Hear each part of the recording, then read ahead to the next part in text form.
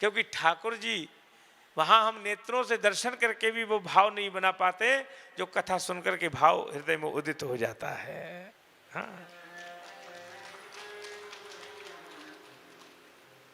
इसलिए जब राधा गोविंद की कृपा का सूर्योदय होगा तब भागवत की कथा का सूर्योदय हमारे हृदय में होगा। तो भगवान का सूर्योदय, भगवान रूपी कमल का सूर्योदय हमारे हृदय में होगा। इसलिए आज खास बात करें तो महात्म्य की करें और महात्म्य की कथा को श्रवण करें। इसके बाद कल से कथा का शुभारंभ होगा। बड़ी आज थोड़ा समय भी अधिक हो गया क्योंकि प्रथम दिवस था। आइए, भागवत का जो महात्म्य है वो 6 अध्यायों में वर्णन किया गया है। देखिए, भागवत तो जन्माद्यस्य से प्रारंभ हुआ है। इसके पहले जो 6 अध्याय हैं वो तो टीकाकारों ने थोड़ा जोड़ दिया पद्म पुराण से उठा करके। कारण क्या रहा? कारण ये रहा कि जब तक हम किसी की महाराज विशेषता नहीं जानेंगे, उसका महत्व नहीं समझेंगे, तब तक हृदय में श्रद्धा भी नहीं होगी। हाँ, हृदय में श्रद्धा जागृत हो, इसलिए महात्म्य आवश्यक है। यदि 6 अध्यायों में महात्म्य कहा गया, और देखो ये महात्म्य भागवत का नहीं है, ये पद्म पुराण से लिया गया है। अभिप्राय ये है कि कोई व्यक्ति अगर अपने मुख से अपनी प्रशंसा करे तो महाराज प्रभाव ज्यादा नहीं पड़ता, लेकिन सामने वाला जब प्रशंसा करे ना तो प्रभाव अधिक पड़ता है। इसी तरह से अगर भागवत की महिमा भागवत में ही कही गई होती तो क्या प्रभाव पड़ता उसका? तो इसका अर्थ है 6 अध्यायों में ये स्पष्ट प्रमाण दिया गया है कि भागवत की महिमा पद्म पुराण गा रहा है। आहा, पद्म पुराण ने भागवत की महिमा कही है। प्रथम श्लोक की ओर चलते हैं, समझते हैं। वैसे तो ये कथा दोनों समय होनी थी मिश्रा जी के आग्रह पर, लेकिन हम जानते हैं लास्ट में हमारे ऊपर दोष रह जाएगा कि महाराज जी ने दोनों तरह समय की, हम तो गंगा जी भी न नहा पाए महाराज। बोलो राधे राधे। इसलिए कथा एक समय होगी और 5 घंटे होगी। बोलो राधे राधे, जोर से बोलो। हाँ हाँ, टाइम फिक्स बिल्कुल कर देंगे।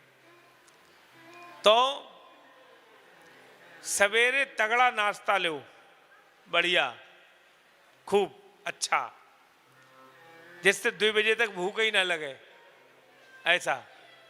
फिर 2 बजे भोजन लो आराम से, कथा से उठ के थोड़ी देर आराम करो, 2-3 घंटे, फिर घूमने निकल जाओ। हर की पैड़ी की आरती देखो, चाहे जहां घूमो, आजाद हमारी ओर से फिर, ठीक है। हाँ, तो कथा का समय प्रातः काल रखेंगे।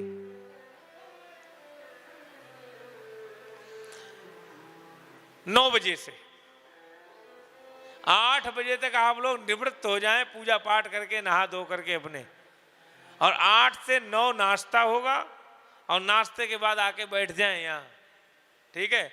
और 9 से 2 कथा चले, बढ़िया। फिर यहाँ से उठ के फिर भोजन करो आनंद से, फिर विश्राम करो और फिर घूमने निकल जाओ।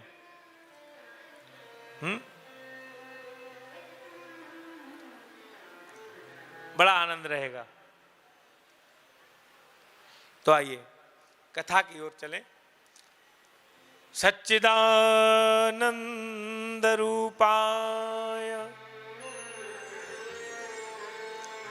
विश्वोत्पत्त्यादिहेतवे तापत्रय विनाशाय श्री कृष्णाय वयं नुमः।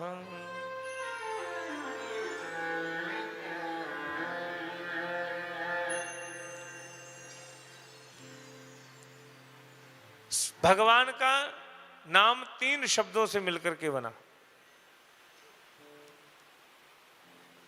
सत, चित और आनंद।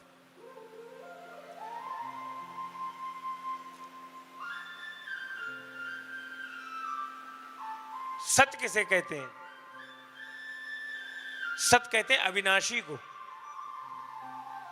शाश्वत को, जो कभी नष्ट ना हो, अनादिकाल से जो अपने स्थान पर नियुक्त है, जिसे ना हटाया जा सका, ना हटाया जा सके, न मिटाया जा सका, न मिटाया जा सके, उसे सत कहते हैं।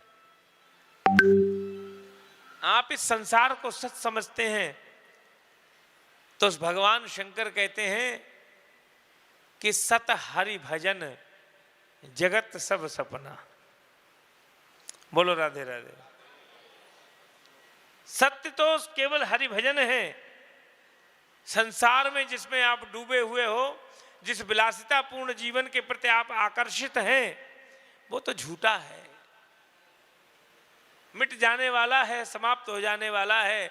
इसलिए सत्य कहते हैं अविनाशी को, जो कभी मिटे नहीं, समाप्त नहीं हो। और परमात्मा न कभी मिटा है और न मिटेगा, इसलिए परमात्मा ही सत्य है। सत शब्द जो है अस धातु से बना है। ये जो वाक्य होते हैं रूढ़ वाक्य होते हैं, थोड़ा सा आदमी अपने तरह तरह के अर्थ निकालता रहता है, लेकिन वास्तविकता में जो सत्य है वो अविनाशी है, कभी नहीं मिटने वाला। और इसे परमात्मा कहते हैं। हाँ, तो सत हरि भजन। और दूसरा आएगा अर्थ चित, चिद धातु से बना है शब्द। चित का अर्थ होता है चैतन्य, चेतना, जो स्वयं प्रकाश है, जो स्वयं चेतना है, जो स्वयं चैतन्य है, जो सारे जड़ संसार को अपनी ऊर्जा के द्वारा चैतन्य बनाए हुए है। आहा, समझिएगा कैसे? जैसे खिलौना लेकर आते हो आप बाजार से, तो खिलौना कब तक नहीं चलता? जब तक उसमें ऊर्जा न दी जाए। ऊर्जा किससे देते हो? बैटरी से, सेल से। आप सेल डाल दो तो चल पड़ेगा। क्यों? क्योंकि उसमें बैटरी डाल दी गई, ऊर्जा। इसी प्रकार ये जो हमारा शरीर है ये जड़ है। हाँ, एक समय आता है जो हाथ हम हिला रहे हैं वो हिलेगा भी नहीं, जो नेत्र देख रहे हैं वो दिखेगा भी नहीं, जो नासिका सूंघ रही है ऐसा कुछ नहीं होने वाला। कारण क्या है? कारण ये जड़ है। फिर ये जड़ शरीर चल कैसे रहा है? क्योंकि इसमें परमात्मा का अंश व्याप्त है, इसीलिए ये जड़ शरीर चेतन बना हुआ है। तो जो चैतन्य रूप से हमारे भीतर विद्यमान है वो भी परमात्मा है। उसी की ऊर्जा इस जड़ शरीर को चेतन बनाए हुए है। तो सत भी परमात्मा, चित भी परमात्मा। अब एक बात और समझ लीजिए ध्यान से। जिस संसार में हम आनंद खोजते हैं, इस संसार में, इस विलासिता में, इंद्रियों के द्वारा प्राप्त किए गए विषयों में आनंद तो मिलता है, लेकिन बताओ वो हमेशा रहता है क्या? बताइए, समाप्त हो जाता है। जिब्या भी, रसना भी एक इंद्रिय है। इससे जो हम रस लेते हैं वो भी थोड़ी देर के लिए, फिर समाप्त हो जाएगा। समझ लीजिए। अच्छा, नेत्र जो देखना चाहते हैं देख रहे हैं, क्या फिर तृप्ति हो जाती है? फिर देखना चाहते हैं, क्योंकि इनकी भूख कभी मिटती नहीं। इसीलिए जो प्राप्त हो और मिट जाए वो सत्य नहीं हो सकता। तो वो आनंद जो आकर के जो समाप्त हो रहा है वो भी महाराज कैसे सत्य हो सकता है? इसीलिए जो आनंद सदैव बना रहे